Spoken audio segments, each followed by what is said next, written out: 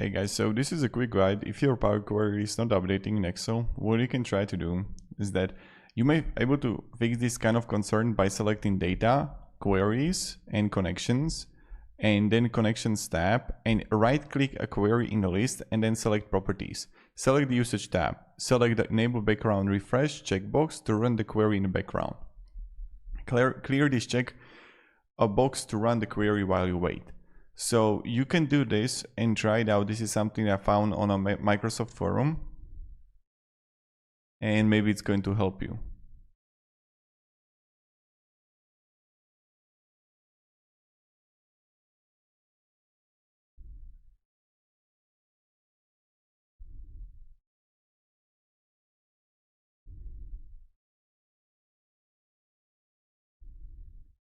So yeah, thank you very much for watching and have a great day and goodbye.